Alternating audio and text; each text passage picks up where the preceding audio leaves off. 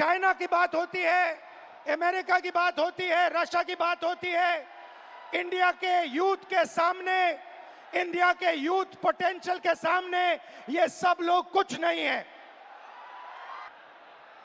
21वीं सदी में अगर देश प्रगति करता है तो दो चीजों के बल पे करता है, यूथ पोटेंशियल जो आप में है और डेटा जो आप क्रिएट करते हो।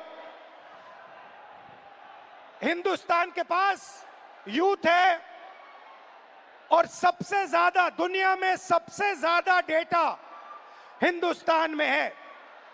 1 गीगाबाइट डेटा प्रति भारतीय प्रतिदिन इस्तेमाल करता है और प्रगति होगी, फ्यूचर होगा तो डेटा और आपके पोटेंशियल पे होगा। युवा plus data is equal to 21st century economy.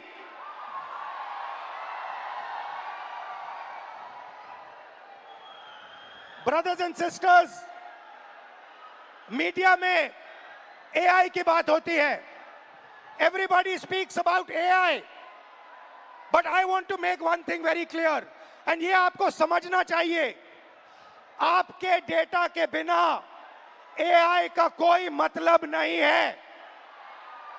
अगर एआई बनता है तो आपके डेटा के बेसिस पे बनता है। 20वीं सदी में पेट्रोल और पेट्रोल इंजन देश को बनाता था।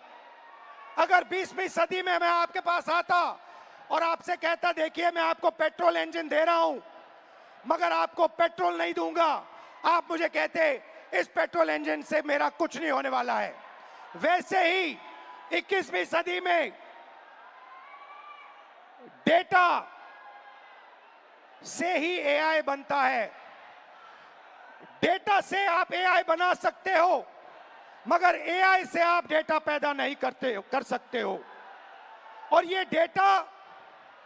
डेटा हिंदुस्तान का है और आपका है। आप इसको क्रिएट करते हो, ये आप बनाते हो, ये आपका इमेजिनेशन है, ये हिंदुस्तान की पूंजी है, स्ट्रेंथ है, एसेट है।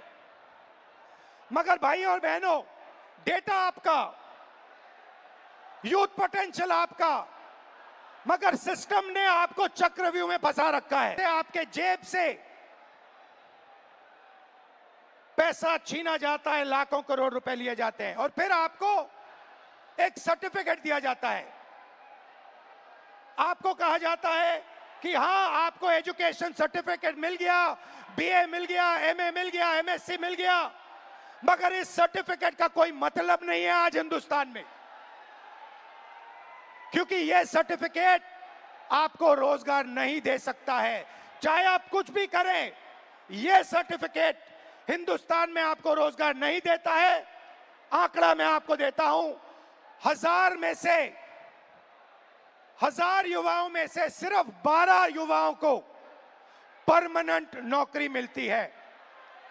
जहां तक डेटा की बात है, यह 21वीं सदी का नशा है।